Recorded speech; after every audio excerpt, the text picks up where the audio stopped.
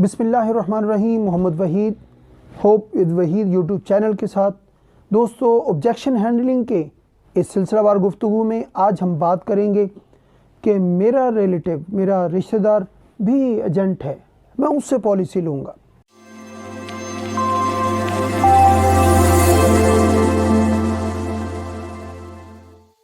दोस्तों अगर कोई ये बात करता है तो हम उसे क्या जवाब दें? इससे पहले कि हम जवाब की तरफ जाएं, मैं रिक्वेस्ट करूंगा कि अपने इस चैनल को सब्सक्राइब करें, लाइक करें, शेयर करें, ताकि ज़्यादा से ज़्यादा दोस्तों तक ये पैगाम पहुंचता चला जाए और कामयाबी की नई मंजिलें हम तय करते चले जाएं। दोस्तों, मैं अपने रिश्तेदार से पॉलिसी लूँगा। इसका जवाब ये है कि हम उसे कहते हैं कि भाई, हम अपने अजीज़ों को अपने फाइनेंशियल्स, अपने माशी मामला ज़ेर बहस नहीं लाते। और पता भी असूली बात है कि रिश्तेदारों को जो माशी मामलात हैं उनका पता नहीं होना चाहिए।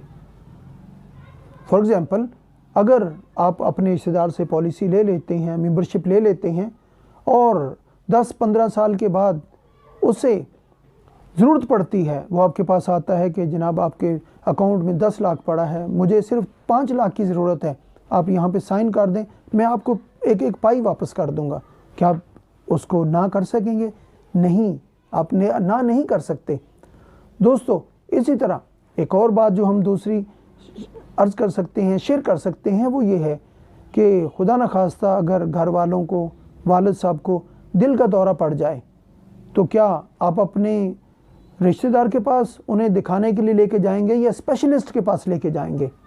यकीनन हम जो स्पेशलिस्ट डॉक्टर है, हार्ट स्पेशलिस्ट है, उसके पास दिखाने के लिए लेके जाएंगे, ना कि अपने रिश्तेदार डॉक्टर के पास। बेशक हमारा रिश्तेदार हमसे पैसे नहीं लेगा, हमसे बहुत अच्छा ताल्लुक़ है, सारा कुछ है, लेकिन हम स्पेशलिस्ट के पास जाएंगे। बिल्कुल इसी तरह ये फाइनेंस के मामलात के हवाले से भी, जब फाइनेंशियल्स की बात होती है, जब फाइनेंस की बात होती है, तो फिर फाइनेंशियल एक्सपर्ट को कंसल्ट किया जाता है, ना कि अपने रिश्तेदार को। Thank you very much. अपना ख्याल रखिएगा। ये सिलसिला जारी रहेगा। हमारी बहुत सारी दुआएं आपके साथ हैं। अल्लाह आपसे राज़ी हो। Thank you.